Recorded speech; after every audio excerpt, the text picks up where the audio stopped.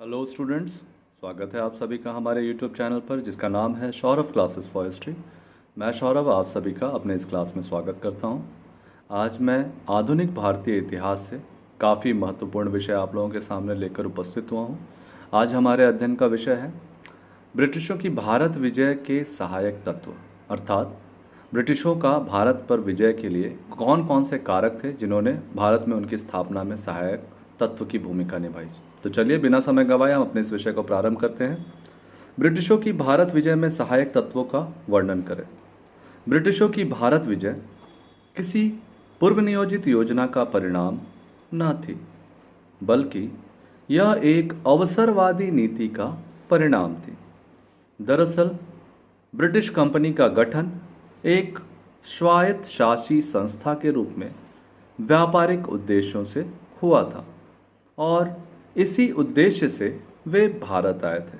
कहने का तात्पर्य है कि ब्रिटिशों की भारत पर विजय जो थी वो प्लान करके योजना बनाकर नहीं की गई थी, बल्कि यह एक अवसर के कारण इसकी लाभ लिया गया, अर्थात एक अवसरवादी नीति थी। जबकि ब्रिटिश ईस्ट इंडिया कंपनी जो थी एक स्वायत्त शासी संस्था यानी कुछ व्यापारियों की संस्था थी जो व्यापार के उद्देश्य से भारत में आए और भारत में अपना व्यापारिक गतिविधि किए। आगे बढ़ते हैं।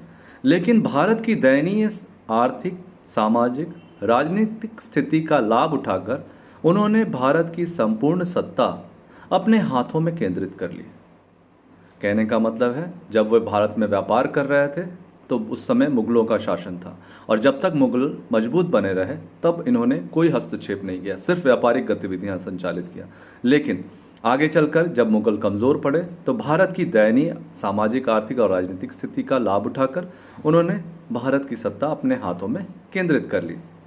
ब्रिटिशों के भारत विजय के सहायक कई कारक थे जो मुगलों के पतन के साथ ही दृष्टिगोचर होने लगे थे।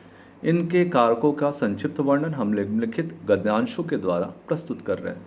अर्थात जब तक मुगल मजबूत थे, अंग्रेज़ों की हिम्मत नहीं हुई भारत में अपना अधिकार स्थापित करने का। वो एक व्यापारिक संस्था के रूप में व्यापार करते रहे। लेकिन जैसे ही मुगलों की पतन शुरू हो गए, औरंगज़ेब के बाद जितने भी मुगल शासक हुए वो बहुत कमज़ोर थे। इसकी वजह से उनको भारत में अपना शासन स्थापित करने का अवसर मिला। और इसके क्या क्या कारक थे उनको एक एक करके देखेंगे जिन्होंने उनकी सहायता की। भारतीय क्षेत्रों पर अंग्रेजी आधिपत्य ब्रिटिश सेना का भारतीय सेना पर आधिपत्य का प्रतीक नहीं थी, वरन प्रगतिशील विकसित यूरोपीय सामाजिक व्यवस्था का भारतीय रूढ़िवादी एवं पुरातनपंथी परंपराओं पर विजय का प्रतीक थी। कहने का तात्पर्य है कि अंग्रेज़ों का जो भारत पर शासन स्थापित हुआ वह ऐसा शासन था कि वह एक विकसित और प्रगतिशील यूरोपीय व्यवस्था थी, अर्थात यूरोप में पुनर्जागरण हो चुका था, वहाँ धर्म सुधार हो चुके थे। इस वजह से वहाँ की सामाजिक आर्थिक व्यवस्थाएं काफ़ी सुदृढ़ थी, जबकि भारत जो था पुरानी परंपराओं, रूढ़िवादी मान्यताओं पर ही जीवन जी रहा था। इस कारण विकसित प्रगतिशील जो व्यवस्था थी उसका भारत की रूढ़िवादी परंपराओं पर विजय का प्रतीक मानी जाती है। दरअसल उस समय भारत में राष्ट्रवादी तत्वों का विकास नहीं हुआ था, जबकि यूरोप में पुनर्जागरण के पश्चात यूरोपवासियों ने रूढ़िवादी मान्यताओं एवं परंपराओं को त्याग कर आधुनिक जीवन की विचारधारा को अपनाया और समाज को एक राष्ट्र के रूप में परिवर्तित कर दिया। कहने का वही तात्पर्य है कि अंग्रेज वहाँ यूरोपीय देशों में पुनर्जागरण आने के बाद उन्होंने सारी रूढ़िवादी मान्यताओं को उखाड़ फेंका और सारी परंपराओं की तिलांजलि देकर उन्होंने आधुनिक जीवन की विचारधारा को अपनाया, जिसके कारण वे उनका जो समाज था एक राष्ट्र के रूप में यानी एक समृद्धशाली राष्ट्र के रूप में परिणत हो चुका था। ठीक है। इसके कृषि, वाणिज्य, व्यापार आदि में क्रांतिकारी विकास हुआ। इस कारण से जब उन्होंने नई परंपराओं को अपनाया तो इसके कृषि, वाणिज्य, व्यापार काफ़ी प्रगतिशील अवस्था में पहुंच गए। लेकिन इसके विपरीत भारत अनेक छोटे छोटे क्षेत्रों में विभाजित था और ये आपस में लड़ रहे थे। भारत में क्षेत्रीयता की भावना पुष्ट थी। इनकी आर्थिक एवं व्यापारिक गतिविधियां शिथिल थी और ये यूरोपीय देशों में होने वाले परिवर्तनों के प्रति उदासीन ही रहे। ठीक है, चलिए आगे चलते हैं।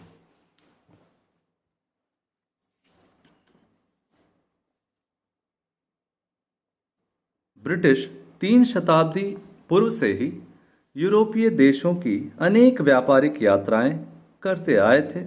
इस कारण इनमें नवीन प्रगति, नवीन विचारों एवं तकनीकी जानकारी का आदान प्रदान हुआ, जिसके कारण उन्होंने काफ़ी प्रगति की। कहने का मतलब है ब्रिटिशों की व्यापारिक गतिविधियां काफ़ी ज़्यादा थी और इस वजह से उनको कोई भी तकनीकी ज्ञान या कोई भी नवीन जानकारियां मिलती रहीं। लेकिन इसके विपरीत भारतीय 19वीं शताब्दी तक कोई यूरोपीय यात्रा नहीं की। भारत में यूरोपीय यात्राओं का कोई प्रावधान नहीं था। फलतः वे पश्चिमी देशों की विकासशील गतिविधियों से वंचित रहे।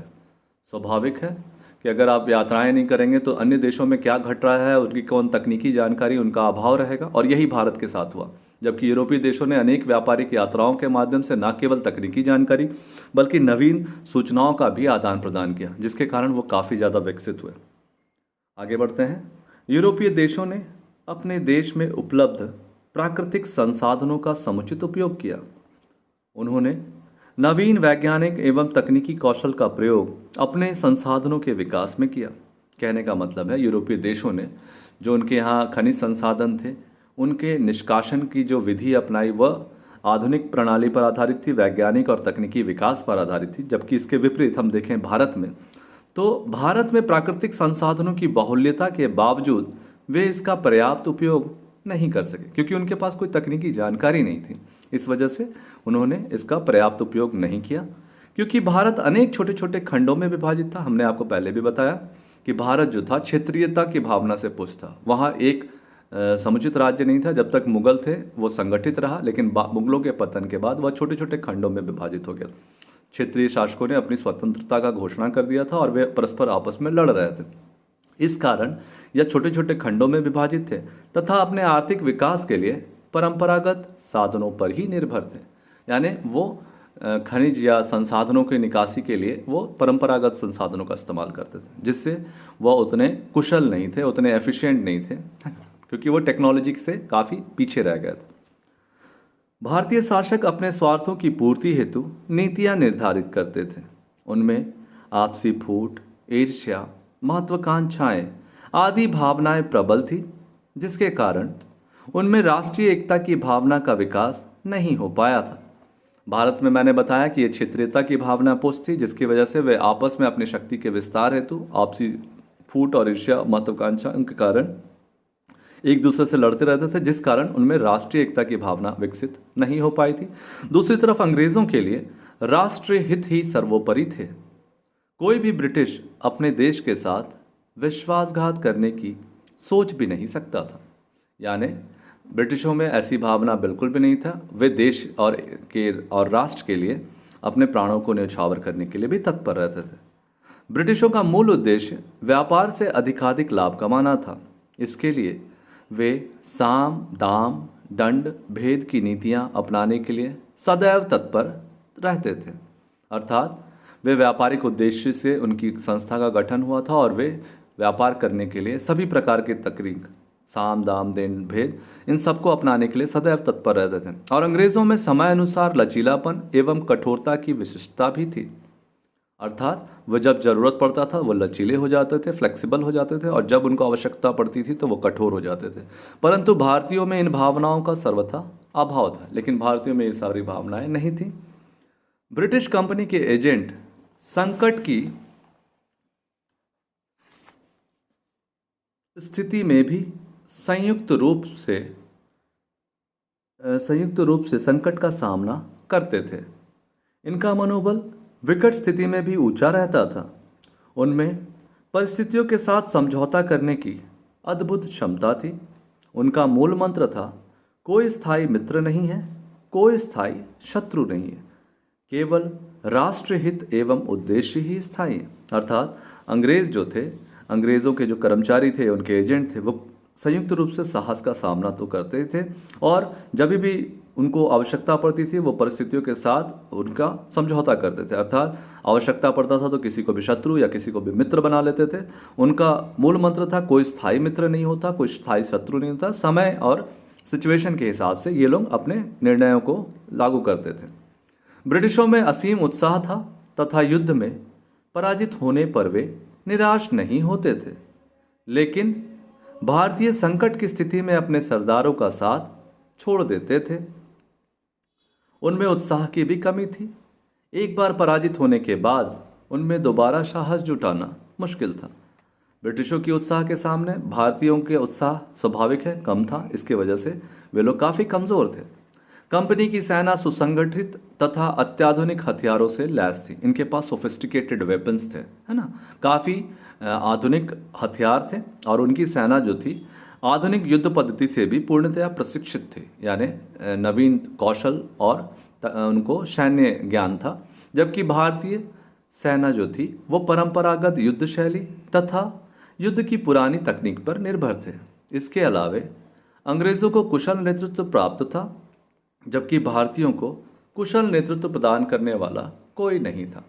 यानी अंग्रेज़ों के पास आधुनिक हथियार थे, उनकी सेना सुसज्जित थी और आधुनिक युद्ध पद्धति से पूर्णतया ट्रेंड थी, प्रशिक्षित थी। जबकि भारतीयों में क्या था, वो तीर, धनुष, भाला, इस तरह के जो परंपरागत जो कन्वेंशनल टाइप के हथियार है उन पर ही निर्भर थे और उनकी तकनीक भी काफ़ी पुरानी थी। और अंग्रेज़ों को नेतृत्व करने वाला जो उनका नेता होता था वो काफ़ी अच्छा होता था, वो काफ़ी वेल ट्रेंड होता था। लेकिन जबकि भारतीयों में कुशल नेतृत्व प्रदान करने वाला कोई नहीं था। इस वजह से देख सकते हैं कि अंग्रेज़ों को भारत पर शासन स्थापित करने में सहायता प्राप्त हुई। अब हम इसके निष्कर्ष को देखेंगे, कंक्लूजन को। इस प्रकार उपरोक्त तथ्यों के विश्लेषण से हम इस निष्कर्ष पर पहुंचते हैं कि ब्रिटिशों में व्याप्त अनुशासन, दृढ़ विश्वास, कुशल नेतृत्व, सैन्य क्षमता, असीम महत्वाकांक्षा आदि भावनाएं तो व्याप्त थी ही, साथ ही साथ भारत में जैसी परिस्थितियां बनी हुई थी वो ब्रिटिशों के लक्ष्य प्राप्ति में सहायक सिद्ध हुई। और उन्होंने जो व्यापारिक अभियान प्रारंभ किया था वह भारत में अपने औपनिवेशिक शासन के रूप में पूर्णतया परिणत हो गया। कहने का अर्थ है कि अंग्रेज़ों में असीम उत्साह था, कुशल नेतृत्व था, अपार सैन्य क्षमताएं थी, महत्वाकांक्षाएं थी और धन कमाने की लालसा थी। इन सब ये गुणों से लैस जब अंग्रेज़ भारत में प्रवेश किए तो जब तक भारत में मुगलों की शक्ति काफ़ी सुदृढ़ रही तब तक उनको किसी प्रकार से भारत में सत्ता स्थापित करने में दिक्कत हुई। लेकिन जैसे ही मुगल कमज़ोर पड़े उसके बाद उन्होंने अपने व्यापारिक गतिविधियों को रोककर उसको एक राजनीतिक सत्ता के रूप में स्थापित करने का प्रयास किया और अंततः वे सफल भी हुए और उनकी व्यापारिक गतिविधियां अब राजनीतिक सत्ता के रूप में परिणत हो गई। इसके बाद भारत से निर्मम आर्थिक लूट संभव हो सकी। आज के लिए बस इतना ही। कल फिर एक नए क्लास में उपस्थित होंगे। तब तक के लिए धन्यवाद।